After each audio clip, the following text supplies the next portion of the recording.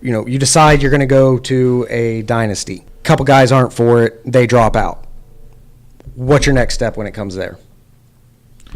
Interview process. I'm sure all the other owners, like us, we got a buddy that wants to play. You can vouch for him, and some of them might have played Dynasty, might not. And I want to, if you only have one, hopefully you got a couple candidates so you can kind of interview them and fill them out a little bit, because you want someone that's going to be committed, give you a few years. You don't want them to come in 1 year and replace. Hopefully they'll give you 3 to 5 or forever. That's what you want, because no one likes turnover and changing owners. It's a pain in the ass. And I know a lot of the times when people heard about how our league was ran with the owners' meetings, where we'd go to Louisiana and go to the casino, or we would go, the golf course. We would do things together as a league. They found out how we, do things together and how we vote and all that. They love it. They love the intensity of it. But when they get in it and they see it, it's like, oh my God, it's a lot more than I thought. But, that touches on what you were saying, because you want owners that want to be there. How do you figure out which owners want to be there? Clay said in an interview, a lot of times it's usually something goofy, even if it's just, hey man, write me a couple paragraphs about your experience and what you've done. If they're not willing to do that, they don't want to be here. If they think, oh, that's stupid, I'm not doing that. Okay, well then. I remember my interview. I think I just called out everybody in the league and told them they're all stupid. I know more than all of them. I think that was my way of saying that's how hardcore I am. That was a way to go. And that's what it boiled down to. You got to do something to separate yourself apart. Just like if you're interviewing for a job, yes, it's not life changing, but I take that approach in jobs as well. Right. So. Well, and something, I guess, to fire back at you coming in, as a replacement owner, how did that process go for you? Is coming in and taking over a team, because we wasn't an expansion year, so you were taking over a team. Yeah, well, it was between me and another gentleman, Joe, that's in the league now as well, going after one spot. But little did we know, we actually had 2 spots open because another guy dropped out last minute.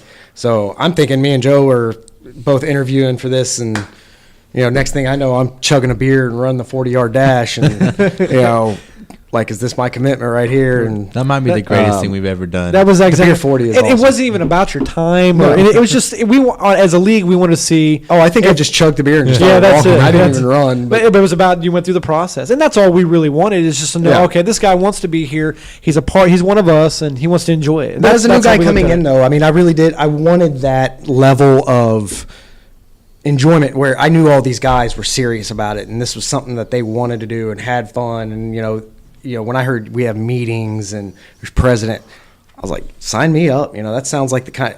I've been a commissioner of redraft leagues for over a decade. I had a pretty solid core in some of them, and some were just new guys every year. I like not having to deal with that, trying to figure out if you're gonna have 10 guys or 12 guys, or if people are gonna play their lineups all year. I can understand, so it's being the new guy was definitely a fun thing for me coming into a dynasty. Other thing on potential owners, when you're voting on it as the guys in the league, what are your discussions usually about? Like, is there a lot of back and forth, or is it people opposing one person or another for a certain reason? Have you ever had an instance where you're like, no, we don't like that guy? Let's say, for example, we'll take a criteria. Somebody wants to go PPR. We'll pretend we're not a PPR league, and they want to go PPR. Typically, when you have something like that that's significant, I know you talked about the voting and all that. That'll tie back into that real quick. PPR significantly changes how the league's going to go and how people draft. So to us, that was a 2/3 vote, because it has significant changes as opposed to going normal majority.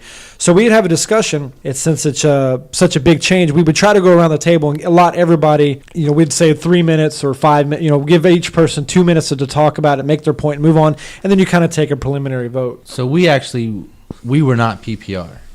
And it was brought to the table to go to PPR, and I was the biggest opposition for it at the time. I already know, I remember it, and I had hesitation when I found out y'all were PPR, but then when I found out it was only half, that was okay. That was my compromise. I was like, I don't want to do it. We went around, and I was like, I don't know how. We discussed forever around the table. You see, it's a big league. We all get loud, and I finally was like, I love it. I'll meet you in the middle. You meet me at half a point, and if that's okay, maybe one day, we'll vote to go full point. That's exactly how it went. And that's sometimes you just got to meet in the middle. Not everybody. It's not always going to be black and white. There, you can have the middle. But I'll say this: I love PPR now. I'm still on the fence with it. I'm okay with the half point. It's not too much. It's not changing someone into like level 4, wide receiver 4. All of a sudden they're same level as D-Hop and AB just because. And I know people who are just so diehard set on it But when you ask them why, they can't give you a reason. It's just, I think it's just Fantasy's like about scoring points. Yeah, You wanna score they points. want to hit that 200 mark on their score for some reason. Like What they I get off on it, but what I found that it's a lot of those rule change, like the bonuses and all that. That's for inefficiencies on their team because they draft poorly. Yeah. That's the way I looked at it. no, I agree. That or you're just so bored with fantasy football that you just got to find new ways to do And things. see, Which that- is cool. I It's mean, interesting. I'm in this league, tight end premium, so they get the 1 point PPR plus another 0.75. I've never done that before, but you know what? I'm not afraid to try it. And to me, that's like, okay, when I draft, I usually end up with this on my roster, so I'm going to make a premium on it so I can kind of get an advantage. But personally, I don't There's understand not that it. many. I mean, I don't see what's wrong with the standard tight ends, wide receivers, flex. But again, I like IDP, and a lot of people don't. So when you go 'Cause I back, never played IDP. and when you go back to it, it's the wide receivers and the PPR and all that. It's something that, like you were talking about, Clay, it was a motion that was passed. They had the majority vote, and what they did is we amended it. We said, okay, they had the majority vote. It's like, man, I'll tell you what, if you make it a half a point, I'll be in favor of it. We'll give it a shot. And like you said, it's compromised, but that's how it went. You know, we're going to amend the current motion. And it tied back to, I think we did the same thing with IDP. We didn't amend anything. Yeah. So a lot of the things in our league is like whenever we do vote to go somewhere, it's been like a gradual process from redraft to dynasty. Yeah, we went keeper. The first time we were keeper, you could keep 3 players, and it had to be 3 different positions. And But so we then expanded too. then We went to 12 teams after that too. Right, and then we did keeper the next time for the next year, and you could keep 3 players, but 2 could be at the same position.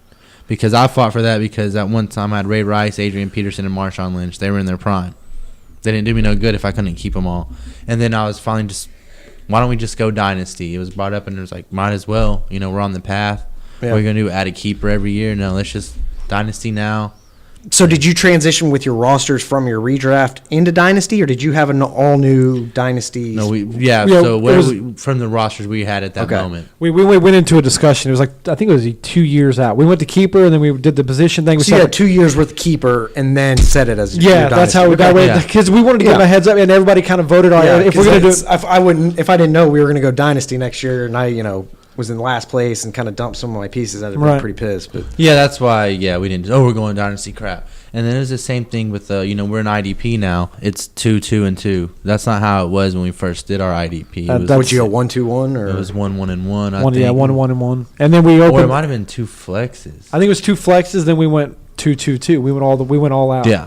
And then we opened up more roster spots, and they're specifically for defensive players. Yeah, to balance out, so you have the 3 for just defense, so you don't not hoarding Yeah. other players. And that ties back into the disciplinary committee. That's another thing you guys look for is Yeah. make sure that they do have 3 defensive players, or I think it might be 4. It's crazy. It's grown ass, men and women, and you don't think you have to babysit.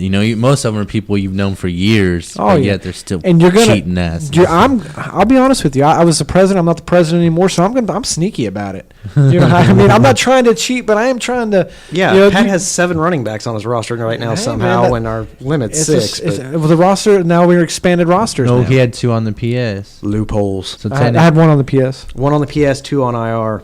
Oh yeah, so yeah, he's still, but he has to make the adjustment. Yeah, because we're in expanded rosters right now, so I'm gonna have to. I can't draft any. I'm gonna have That's to drop. okay. You I'm gonna have can't to drop with them. the crap anyways. So,